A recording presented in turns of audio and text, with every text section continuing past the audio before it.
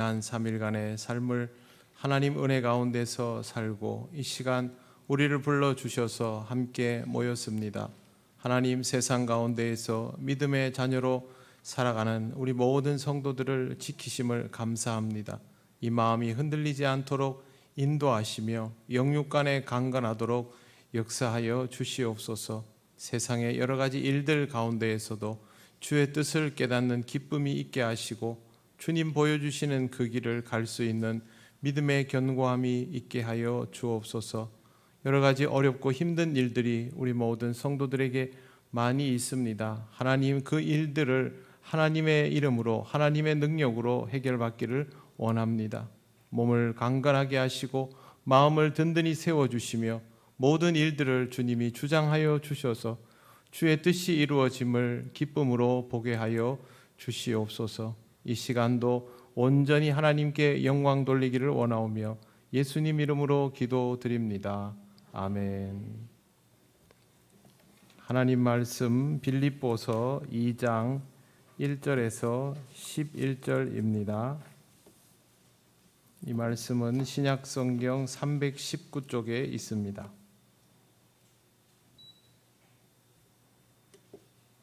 빌립보서 2장 1절에서 11절 말씀 한 절씩 교독하겠습니다. 그러므로 그리스도 안에 무슨 권면이나 사랑의 무슨 위로나 성령의 무슨 교제나 긍휼이나 자비가 있거든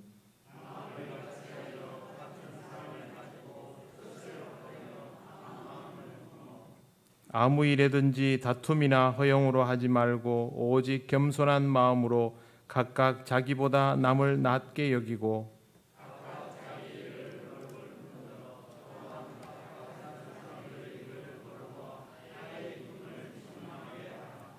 너희 안에 이 마음을 품으라. 곧 그리스도 예수의 마음이니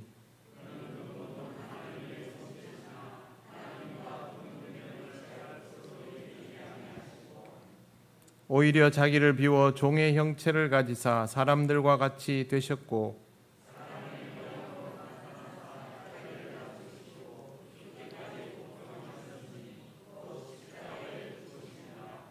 이러므로 하나님이 그를 지극히 높여 모든 이름 위에 뛰어난 이름을 주사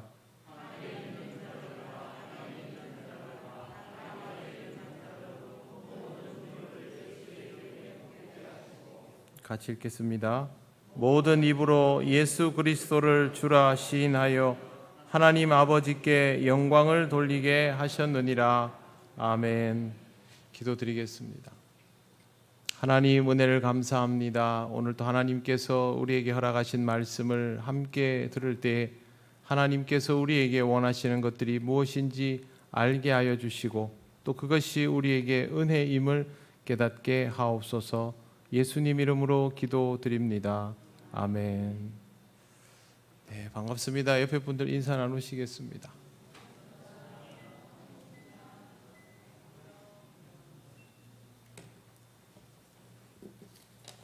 네, 오늘 말씀은 교회를 이루는 데 필요한 것들에 관한 것이고 우리 그리스도인들을 스스로 세워나가는 데 필요한 것들입니다.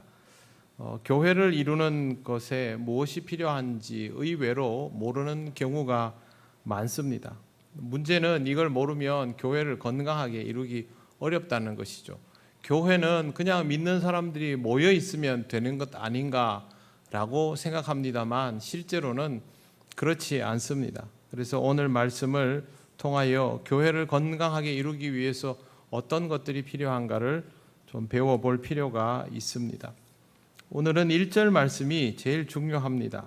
한번 다시 보시면 그러므로 그리스도 안에 무슨 권면이나 사랑의 무슨 위로나 성령의 무슨 교제나 긍휼이나 자비가 있거든 그 다음에 마음을 같이하여 같은 사랑을 가지고 뜻을 합하여 한 마음을 품어라고 되어 있습니다. 1절에 나와 있는 것이 사실상 교회 공동체를 이루는 데에 꼭 필요한 것들을 열거해 놓은 것입니다.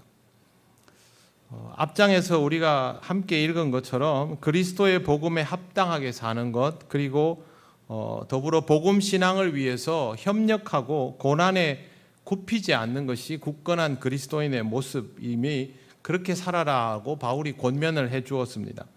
그리고 바울이 마지막 절에서 1장 마지막에서 빌립보 교인들 또 그리고 이 교인들이 바울이 겪는 고난에 동참하여 줄 것을 그렇게 요청하기도 했습니다. 그리스도인으로 살아가는 것이 요즘 시대에도 항상 상황이 좋을 수만은 없는데 이 시절에라고 상황이 좋을 리가 있겠습니까? 빌립보 교회도 마찬가지였습니다. 분명히 좋은 부분이 있지만 빌립보 교회 안에도 내부적으로 분쟁의 불씨를 가지고 있었습니다. 분쟁의 불씨가 없는 교회는 세상에 존재하지 않습니다. 이미 성경에 나와 있는 빌립보 교회, 또 에베소 교회, 고린도 교회, 아주 대표적인 교회들만을 보아도 바울이 공통적으로 이야기하는 것이 교회의 통일성에 관한 것입니다. 그 말은 이 교회들이 분쟁의 소지들을 다 가지고 있다라는 것이죠. 그리고 저도 지금까지 이 전임 사역을 20년이 넘게 했지만 지금까지 해오면서 분쟁의 소지가 전혀 없는 교회는 본 적이 없습니다. 사람이 모여 있으면 당연히 그런 소지가 있게 되는 것이죠. 그러면 여기에서 이 교회에서 일어날 수 있는 분쟁의 소지들을 극복하고 하나가 될 수 있는, 하나가 되어야 하는 이유 4가지 바울이 열거합니다. 제일 먼저 그리스도 안에서의 권면입니다. 권면이라는 말은 파라클레시스라고 하는데 곁으로 부른다, 가까이 부른다라는 말입니다. 조금 거리를 두고 앉아 있는데 누군가에게 조언을 해줘야 되는 상황이면 이리로 좀 가까이 와봐라 해서 그 사람에게만 이야기하는 것이 권면의 진짜 의미입니다.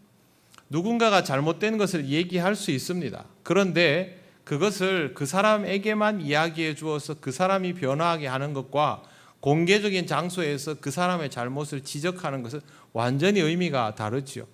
곁에 불러서 말한다라는 말은 함께 한다라는 뜻이고 이 사람의 부족함에 대하여 내가 책임을 같이 진다라는 의미를 가지고 있습니다. 즉 권면은 책임지기 위해서 하는 말이라는 것이죠. 내가 이 말을 하면 상대방이 이걸 하기 위해서 시도하고 노력할 것이고 이 사람이 잘하고 못하고를 떠나서 이 사람의 과정과 결과에 나도 책임을 같이 느낀다. 그런 사람이 하는 것이 권면이고요. 그런 마음은 없이 상대방에게 지적을 하거나 충고하거나 공개적인 자리에서 잘잘못을 이야기하는 것은 잔소리, 공격에 불과하게 되는 것이죠. 교회의 하나됨을 위해서 서로에게 조언을 하는 것은 당연히 필요한 일입니다. 하지만 이 조언이 상대방을 향한 잔소리나 공격이 되지 않도록 각별히 주의할 필요가 있습니다. 만약 여러분이 누군가에게 권면을 해 주어야 될 위치에 있다면 또 그럴 만한 책임을 가지고 있는 사람이라면 권면의 위력을 잘 생각해 보셔야 합니다. 그리고 권면은 유효적절하게 사용되어야 합니다. 그리스도 안에서의 권면이죠.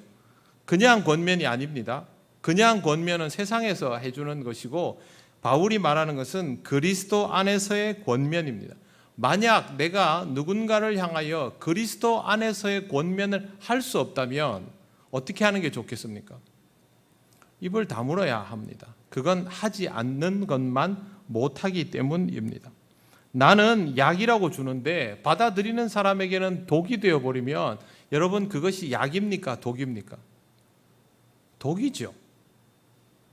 똑같은 이치입니다. 그렇기 때문에 항상 타인에게 조언이나 권면하는 것을 자제해야 하고 여러분 자신이 그리스도 안에 있는지부터 살피고 그 사람에 대하여 내가 함께 책임을 느끼고 그 과정에 동참할 자신이 있으면 그때 권면하셔도 늦지 않습니다. 그리고 여러분이 이미 권면하셨다면 같이 걸어가 주셔야 합니다. 그것이 권면의 힘입니다. 그 다음에 두 번째는 사랑의 무슨 위로라고 바울이 말합니다. 교회가 분열과 분쟁을 극복하고 하나가 될 수 있는 두 번째 이유인데 이것도 역시 그리스도 안에서의 사랑의 위로입니다. 위로라는 말은 파라미디온이라고 하는데요. 부드러운 격려, 용기를 돋우는 것, 장려하는 것을 말합니다. 좀 전에 말씀드린 권면은 파라클레시스죠. 방금은 이거는 파라미디온입니다. 파라미디온은 파라클레시스보다 부드러운 의미인데 알고 보면 파라클레시스와 짝꿍입니다. 권면과 위로는 세트라는 것이죠. 권면은 그리스도 안에서의 이고 위로는 사랑을 통하여라는 표현이 들어가는데 이 둘은 하나여야 합니다. 즉 권면을 하려면 위로할 마음이 있어야 하고 위로를 할 때는 그 사람을 바르게 세워갈 마음을 가지고 있어야 한다는 뜻입니다. 그냥 저 사람이 마음이 안 좋으니까 내가 네 편 들어줄게, 그게 위로가 아니라는 것이죠. 이 사람을 지금 보듬어 주어서 더 건강하게 바르게 잘 서도록 하기 위해서 그렇게 하는 거죠. 편을 들어주는 게 아닙니다. 여러분, 교회는 편 들어주는 곳이 아닙니다. 세상과 다릅니다. 왜 그러냐 하면 우리는 다 하나님의 편, 그리스도의 편이어야 하기 때문에 누구의 편을 들어주기 시작하면 교회는 분열될 수밖에 없습니다. 그래서 여러분, 그럼 교회에서 내가 인간적으로 가까운 사람이라고 늘 그 사람하고만 지내겠습니까? 그 사람하고만 말을 주고받고 하겠습니까? 그 사람이 혹시 좀 불리한 위치에 있으면 내가 이 사람 편을 들어주어야 하겠습니까? 그러면 교회는 두 쪽, 세 쪽이 나는 것이죠. 절대 그렇게 하면 안 됩니다. 그래서 위로라는 말도 권면의 기능을 함께 염두에 둔 위로여야 하는 것이고, 권면이라는 말도 제가 같이 가서 책임을 져야 된다라고 설명을 드렸죠. 그와 마찬가지로 이 권면도 이 사람을 세워나가기 위한 목적이어야 한다는 것이죠. 한마디로 말씀드려서 교회 안에서 하는 위로와 권면이라는 것은 내 파트너를 세워가는 일입니다. 세상에서는 이런 일을 잘 하지 않죠. 세상에서는 파트너를 세워가기보다는 옆에 있는 사람들을 경쟁자로 느껴버리는 경우가 더 많이 있는데 교회는 절대 그렇게 하면 안 됩니다. 교회는 파트너를 세워가는 곳입니다. 자, 교회에 새 가족이 들어왔습니다. 그럼 새 가족, 나는 이 교회를 다닌 지 오래되었고 새 가족은 이제 막 교회를 다니기 시작했습니다. 그러면 신앙생활을 오래 하면 이 사람과 나와의 관계는 앞으로도 계속 이만큼입니까? 교회는 절대 그렇지 않죠. 5년이 지나고 10년이 지나면 이 사람이 내 옆에 와 있습니다. 어떨 때는 나보다 신앙이 더 좋아서 내가 이 사람으로부터 신앙적 도움을 받을 때도 있습니다. 그래도 교회는 아무 문제가 없습니다. 이걸 기분 나빠하지도 않고 신앙적으로 동반자적인 관계에 있는 사람들은 이걸 기뻐하죠. 야, 내가 전도해 온 사람이 이렇게 신앙적으로 잘 자라주었구나. 내가 기도를 함께 할 수 있는 사람, 신앙적으로 고민을 나눌 수 있는 사람, 이런 사람이 되었구나. 이거 좋아하죠. 이게 교회의 위력입니다. 하지만 세상적인 눈으로 보고 계급을 따지기 시작하면 교회에서 새 가족과 오래 다닌 내 간격이 좁아지는 게 불편하죠. 이게 교회가 아닌 것과 교회의 차이입니다. 교회에 모여 있다고 다 교회가 아닙니다. 우리가 어떤 관점으로 교회 공동체를 바라보고 이루어 가는가라는 것을 잘 보아야 할 이유가 여기에 있습니다. 여러분 옆에 파트너를 키워 나가시기를 바랍니다. 그 사람은 여러분에게 아주 좋은 도움이 되는 것이죠. 성령께서 보내어 주셔서 동역자가 되게 하라고 한 사람입니다. 그렇기 때문에 이 부분을 꼭 염두에 두셔야 합니다. 그래서 위로와 권면 모두 관계성을 지키기 위한 방법이다라는 것을 꼭 알아두시고 내면에 이러한 것들을 위한 준비를 해 나가셔야 합니다. 여러분 자신이 든든하지 못하다면 다른 사람에게 권면과 위로를 하는 것에는 한계가 옵니다. 어느 선까지는 할 수 있지만 지속적으로 가지는 못하지요. 그동안 교회에서 신앙생활을 영위하고 관계성을 유지하고 공동체를 지키는 방법들이 알고 보면 전부 단기적인 것들밖에 없었습니다. 한국교회가. 근데 그렇게 하니까 한국교회가 지속적인 발전을 이루어 가지를 못하게 되었던 것이죠. 단기적인 것밖에 없다는 말은 우리가 신앙생활을 기복 없이 꾸준하게 하는 걸 잘 못했다는 말입니다.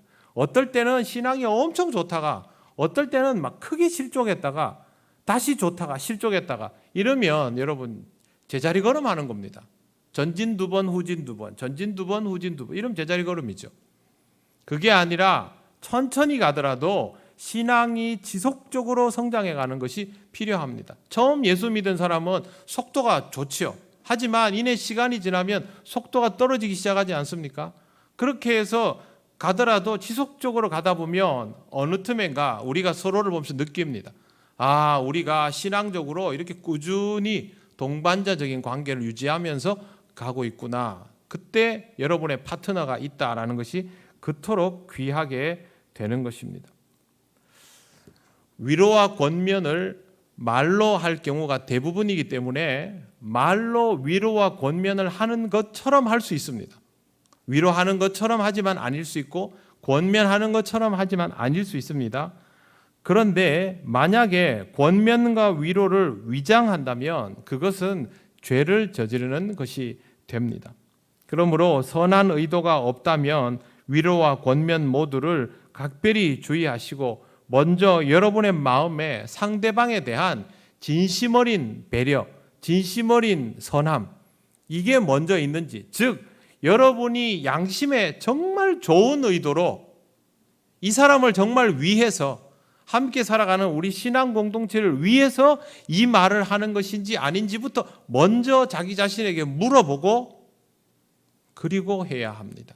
그렇지 않으면 이건 하나님을 기만하는 일이 될 수 있다는 것을 잘 주의하시고, 그렇다고 해서 야 그러면 권면도 너무 하기 어렵고 위로도 너무 하기 어려우니 안 해야 되겠다, 그거 아닙니다. 바울은 하라고 얘기한 겁니다. 이거 꼭 해야 하는 것인데 잘못하면 안 되니 이걸 제대로 할 수 있는 사람들이 되라는 것입니다. 당연히 쉬운 일 아니죠. 그래서 항상 신앙적으로 여러분의 마음 안에 이러한 진심들이 자리 잡을 수 있도록, 서로를 바라보는 마음이 건강하고 좋을 수 있도록 그렇게 여러분의 신앙을 잘 다듬어 가시기를 바랍니다. 우리가 이 교회 안에서 여러분 옆에 있는 분들 한번 이렇게 쓱 보십시오. 네, 한번 둘러보십시오. 맨날 얼굴 보는 분들. 웃으시죠?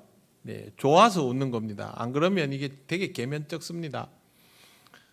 교회에서 마주보는 이분들이 정말 사랑스럽다 하면 여러분 이거 하실 수 있습니다. 당연히 하고도 남고 해 오셨을 겁니다. 그러면 중요한 건요, 이거 이렇게 대할 수 있는 사람의 지경의 폭을 자꾸 넓혀 가셔야 됩니다. 내가 이 교회에서 정말 권면하고 위로할 수 있는 사람이 몇 퍼센트인가를 한번 생각해 보십시오.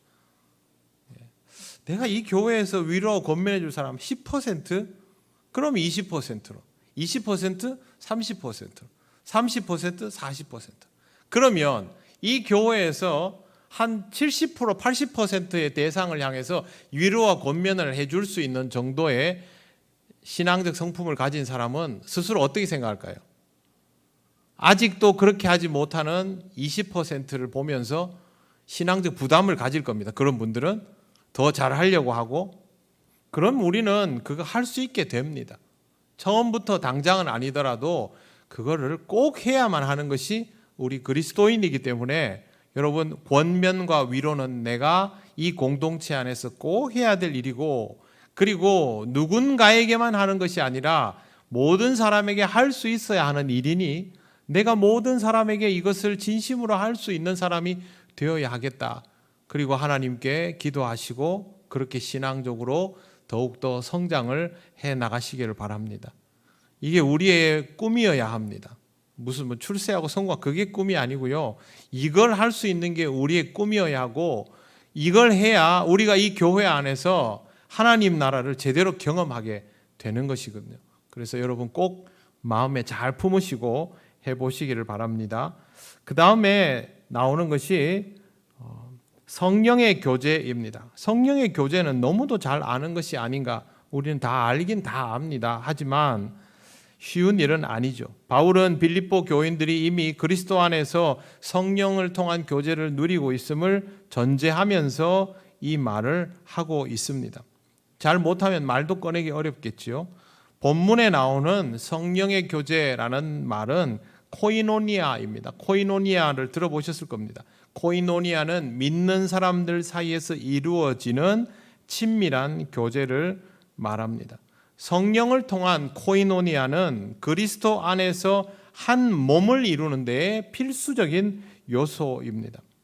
세상에는 모임을 이루는 집단이 정말 많죠. 여러분들도 이런저런 모임에 소속되어 있을 것입니다. 그러면 질문을 드리겠습니다. 세상에 어떤 모임이 교회와 비슷할까요? 교회와 비슷한 모임 한번 생각해 보시겠습니까? 없습니다. 교회와 비슷한 모임은 없습니다. 자발적인 모임 여러 가지가 있죠. 자원봉사하는 것도 자발적인 모임이고 동호회도 자발적인 모임이 될 수 있죠. 그런데 교회하고는 다릅니다. 강제성을 가진 모임, 그것도 교회하고는 다릅니다. 교회는 강제성이 되게 있는 듯 보여도 사실은 강제성이 없는 공동체거든요. 그래서 여러분, 교회를 보고 세상을 보면 교회 같은 곳은 없습니다. 교회의 가장 큰 차이는 무엇이냐 하면요, 교회는 인간적인 것 없이도 모여지는 곳이 바로 교회입니다. 교회는 인간 사회의 이상향 때문에 모이는 것도 아닙니다. 교회는 하나님 나라를 위하여 모이는 공동체입니다.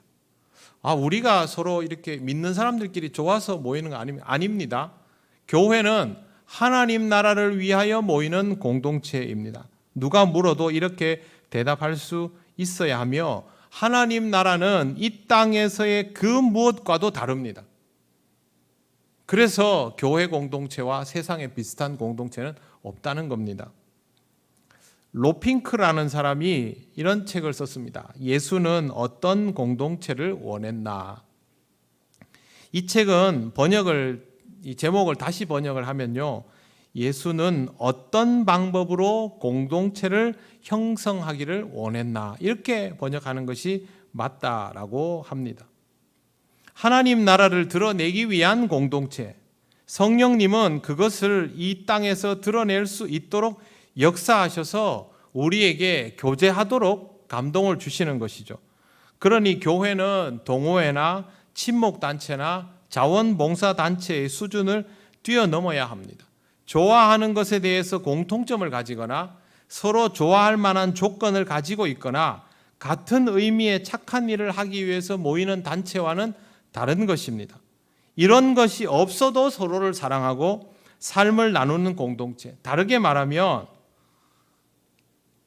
아주 평범한 일상 속에서도 서로를 사랑할 수 있는 공동체가 교회입니다. 세상에서 공동체라 그러면요, 반드시 조건이나 목적이 서로 맞아야 됩니다.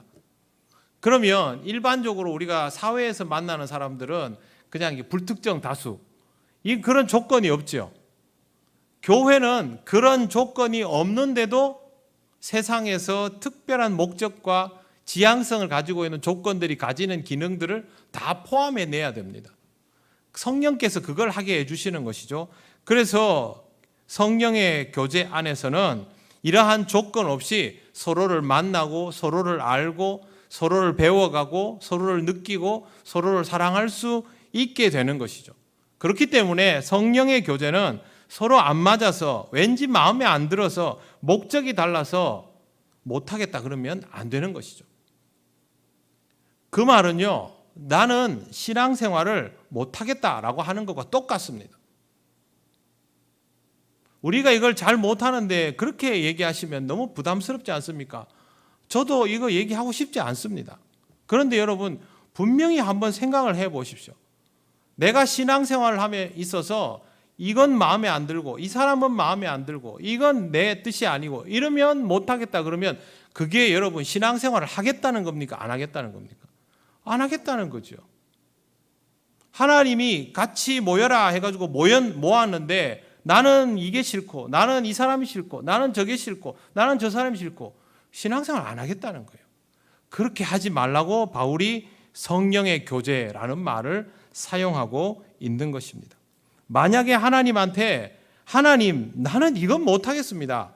아니면 하나님 저 사람은 아닙니다. 그 말은요, 하나님, 당신이 틀렸습니다. 이 말입니다. 그래서 여러분, 우리의 감정이지만, 우리의 판단이지만, 우리는 그렇게 하고 싶지만, 우리가 어떻게 하나님한테 당신이 틀렸습니다. 이 말을 할 수 있습니까? 그래서 이게 무서운 겁니다. 참 쉽게 하죠, 우리는 이거. 절대 쉽게 하면 안 됩니다. 그런 마음이 들더라도, 그런 판단이 서더라도 그 판단을 가지고 여러분 하나님 앞에서 고민하고 씨름하시기를 바랍니다. 야곱이 야복 강변에서 하나님과 그렇게 부대끼어 겨루었던 것처럼 내가 확신이 서지 않으면 하나님과 기도의 자리를 통하여, 묵상의 자리를 통하여 겨루기라도 하십시오. 틀렸다 하지 말고. 여러분, 내가 옳다 하면, 내가 다 옳으면 다행인데 내가 절대 옳을 수 없잖아요. 그런데도 내가 옳다고 우기면 그거는 하나님 보고 틀렸다고 하는 것이 됩니다. 그러니까 나도 알지 못하는 사이에 하나님을 부정하는 일이 일어나지 않도록 이 부분을 우리는 매우 주의할 필요가 있습니다.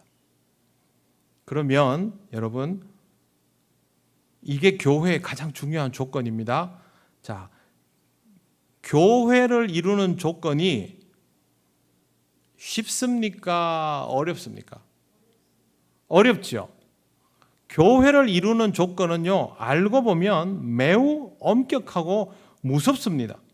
물론 우리가 교회를 이루는 조건을 가지고 우리 자신이 교회 공동체인데 서로를 향해서 당신은 왜 그것밖에 못하느냐라고 함부로 잣대를 들이밀 수는 없습니다. 왜? 우리 스스로 뭐 그렇게 누구한테 막 할 정도가 아니기 때문이죠. 그럼에도 불구하고 교회를 이루는 조건이 매우 엄격한 것은 분명하고 이걸 마음대로 바꾸면 안 됩니다. 자, 여러분 왜 교회에 오셨습니까? 왜 교회를 의지하게 되었고 왜 오랫동안 교회를 다니고 있습니까? 이 교회가 자기들끼리 모이고 자기들 입맛대로 행동하고 편을 가르고 서로 불편하게 하고 만약에 그런 곳이면 여러분 이 교회에 계속 머물 마음이 있습니까? 아무도 그렇게 안 할 겁니다. 누구도 그런 교회는 원하지 않습니다. 그런데 우리가 오늘까지 교회를 다니는 이유는 교회가 어떤 조건을 가지고 있는지를 우리가 너무 잘 알기 때문이죠. 우리가 분명히 부족한 사람들임에도 불구하고 교회는 이렇게 하지 않는 곳임을 알기 때문에 지금까지 그 교회를 신뢰하면서 오늘까지 다니는 것이죠. 만약에 그런 데 대한 신뢰도 없이 이 교회를 다녔다면 여러분은 스스로를 부정하는 사람들입니다. 내가 이 교회를 믿지도 않는데 주님의 몸이죠.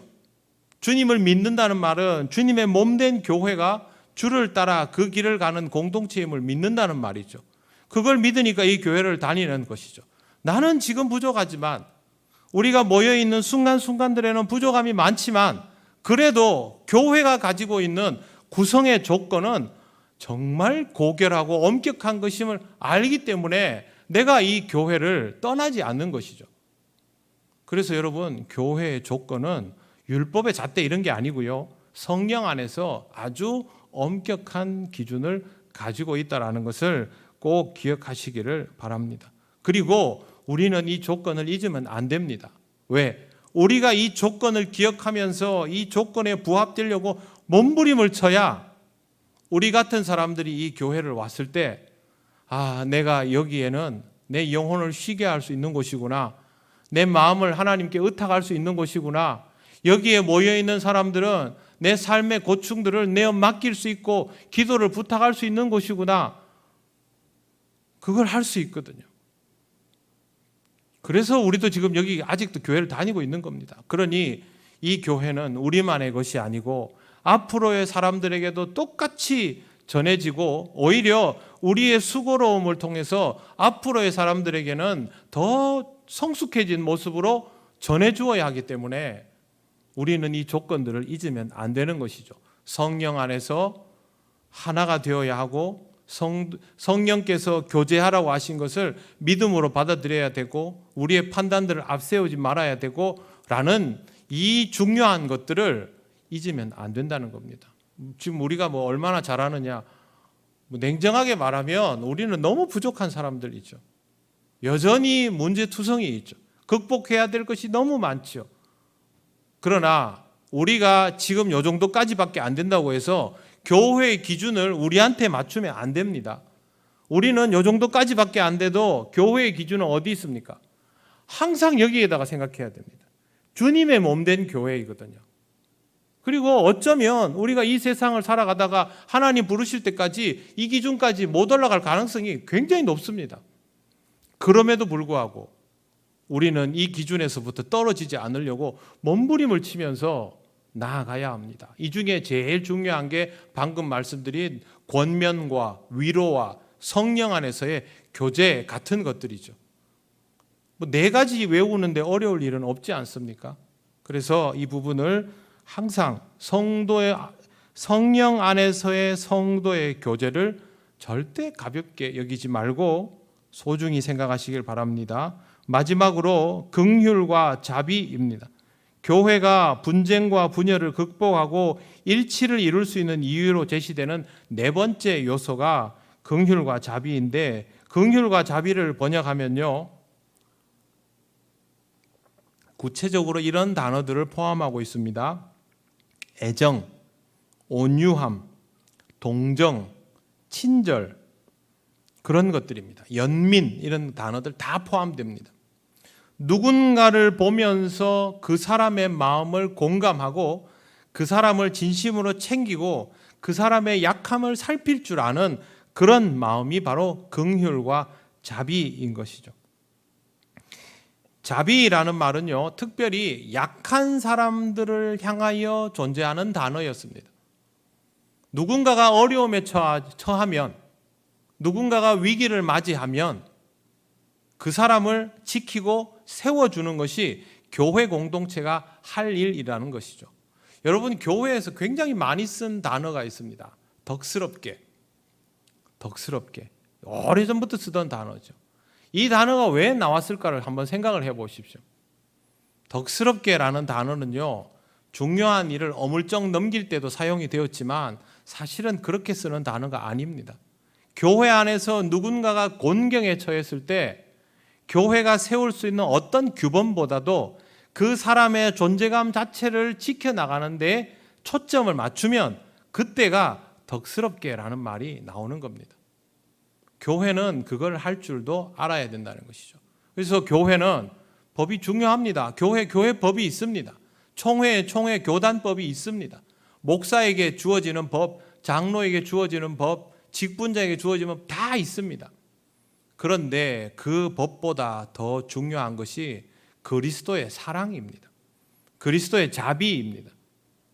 그리스도께서 우리를 그런 마음으로 대하시지 않았다면 우리 중에 이 예배당 안에서 예배드릴 수 있는 그런 자격을 갖춘 사람은 아무도 없지 않습니까? 그럼에도 불구하고 우리는 버젓이 교회를 다니지 않습니까? 교회를 다니고 나서는 우리가 엄청 의롭고 대단합니까? 전혀 그렇지 않지요. 우리는 숨만 쉬면 죄를 짓는 사람들입니다. 그럼에도 불구하고 그리스도는 오늘 또 우리에게 말씀하여 주시고 다시 한번 기회를 주시고 그렇게 하지 않습니까?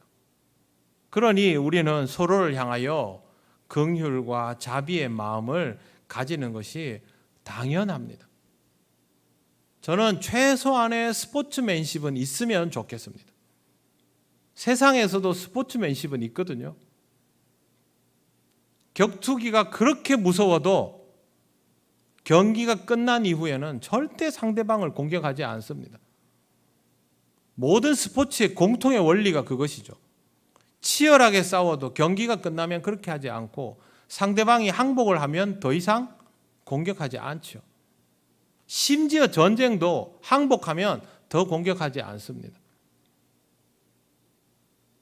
그리스도인이 가지고 있는 관계성의 논리는 이것보다는 훨씬 우위여야 하지 않겠습니까? 주님이 우리를 어떻게 대하시는지 거듭 생각하시기를 바랍니다. 나는 잘못한 일이 없을 것이고 지금까지도 없고 앞으로도 괜찮을 것이고 그런 사람 세상에 존재하지 않습니다.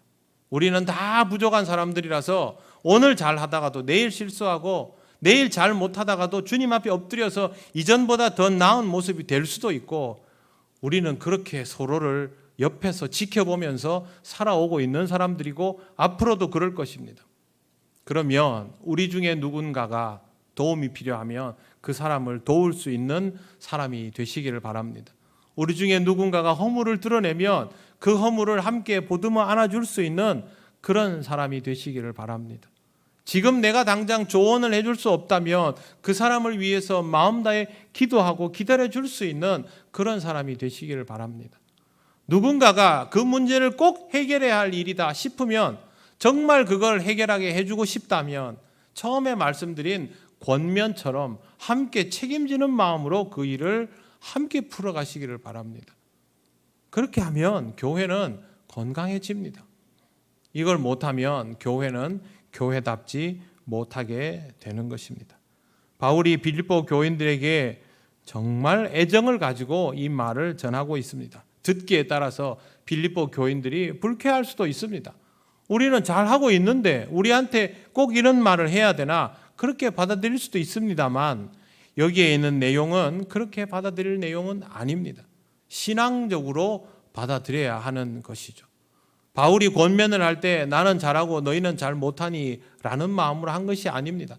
자기 안에 죄가 있음을 늘 깨닫고 그 죄와 분투하면서도 빌립보 교회가 강건하기를 바라며 이 말을 편지해서 보낸 것이죠. 그래서 함께 성령 안에서 서로를 느끼면서 이와 같은 내용들을 주고받고 믿음 안에서 성장해야만 더욱더 아름다운 교회를 이루어갈 수 있습니다. 우리 교회도 지금까지 열심히 교회로서의 모습을 이루어 왔습니다. 잘한 부분들도 많지만 보완해야 될 부분, 고쳐야 될 부분, 버려야 될 부분도 분명히 있습니다. 그것이 무엇인지를 느끼시면 여러분 그만큼 이러한 것들을 주님 안에서 극복해 나갈 수 있도록 더욱더 신앙을 든든히 유지하시고 이 일들을 함께 풀어갈 수 있는 성령 공동체가 될 수 있도록 그렇게 서로를 느끼면서 앞으로의 삶을 살아나가면 좋겠습니다. 2절 말씀에 보시면 이렇게 되어 있습니다. 마음을 같이하여 같은 사랑을 가지고 뜻을 합하여 한 마음을 품어, 이렇게 되어 있습니다.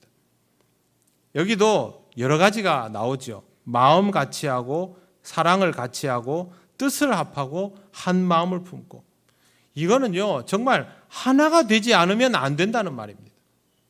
성령님은 우리를 하나로 만드시는 분입니다. 여러분 이걸 믿으시죠?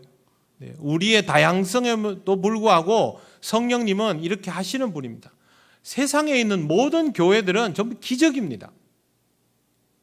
너무도 다양한 사람들이 그렇게 모여서 서로 간의 다른 모습들을 보면서 고통받을 때도 있지만, 그럼에도 불구하고 여전히 교회를 이루며 함께 하나님께 영광을 돌리고 그렇게 살아오고 있지 않습니까?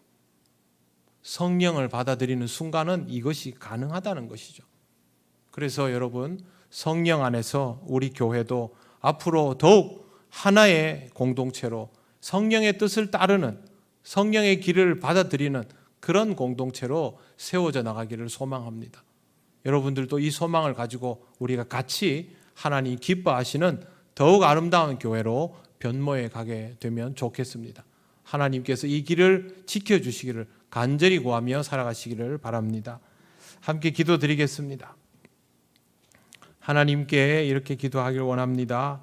하나님 아버지, 하나 되는 교회를 위하여 우리에게 무엇이 필요한지를 알게 하시고 깨닫게 하시고 하나씩 배워서 우리의 것으로 만들게 하옵소서.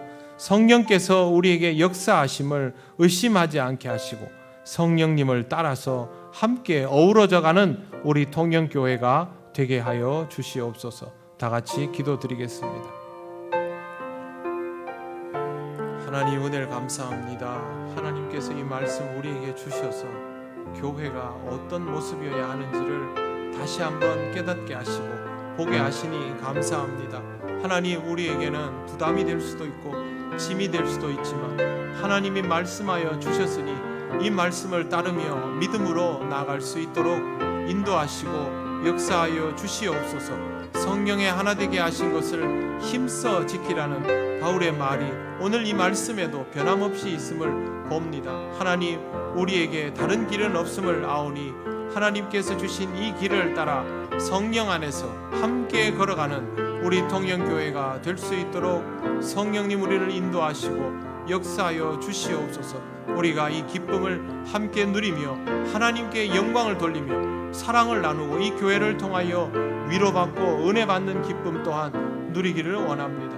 하나님 나라가 우리를 통하여 드러나는 아름다운 역사가 있도록 성령님 우리를 지키시고 인도하여 주셔서 정령 하나님의 기쁨이 되는 우리 통영교회가 되게 하여 주시옵소서.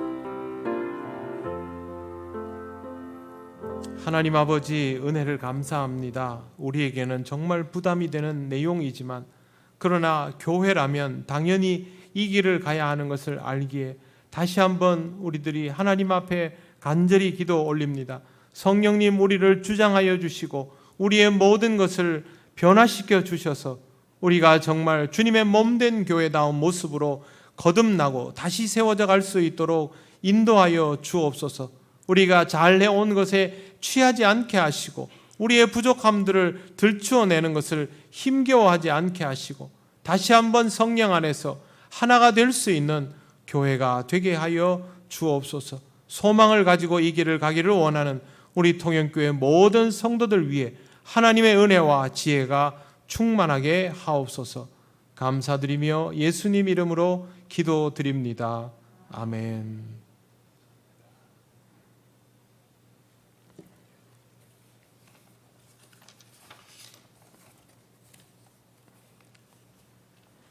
네, 교회 소식 전하겠습니다. 다가오는 주일 2부 예배 후에 교육부 회의가 본당에서 있습니다. 6월은 성령님의 임재하심에 대하여 깊이 묵상하며 말씀과 기도를 통하여 은혜 받을 준비가 되어 있는 그리스도인으로 살아가시기를 바랍니다. 제가 전혀 의도하지 않았지만 지금 보고 있는 이 말씀들이 다 올해 주제와 맞추어져 있는 내용들을 하나님께서 우리에게 거듭 알려주고 있으십니다. 그러니까 우리는 우리의 귀에 반복적으로 들리는 이 말씀들을 통해서 우리 자신을 더 깊이 돌아보고 더욱더 성장해 나가는 귀한 시간으로 삼으면 좋겠습니다. 코로나19 백신 1, 2차 접종을 모두 마치신 성도들께서는 사무실로 전달을 해 주시기를 바랍니다. 다른 광고는 주보를 참조해 주시기 바랍니다. 주님께서 가르치신 기도를 올려드립니다. 하늘에 계신 우리 아버지, 아버지의 이름을 거룩하게 하시며 아버지의 나라가 오게 하시며 아버지의 뜻이 하늘에서와 같이 땅에서도 이루어지게 하소서. 오늘 우리에게 일용할 양식을 주시고 우리가 우리에게 잘못한 사람을 용서하여 준 것 같이 우리 죄를 용서하여 주시고 우리를 시험에 빠지지 않게 하시고 악에서 구하소서. 나라와 권능과 영광이 영원히 아버지의 것입니다. 아멘.